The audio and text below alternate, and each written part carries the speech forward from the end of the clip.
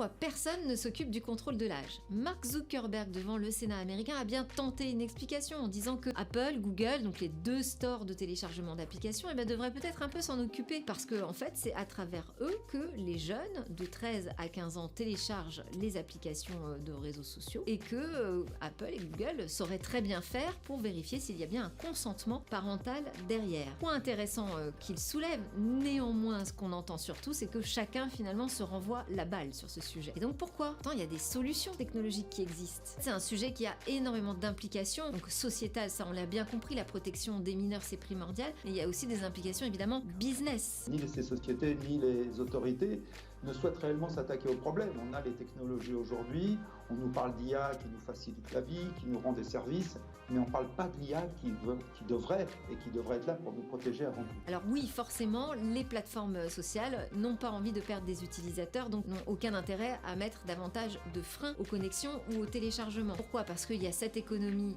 de l'attention, ça génère énormément de revenus, l'audience, ça on l'a bien compris, et puis aussi la qualité de l'expérience qui est proposée sur la plateforme numérique. Avoir une qualité d'expérience fluide, c'est pas vraiment compatible avec tout un tas de dispositifs techniques qui vont vérifier en amont, voire en permanence, à chaque connexion, quel est l'âge de l'utilisateur. Et puis ce sujet, c'est aussi des implications importantes quant à nos libertés publiques.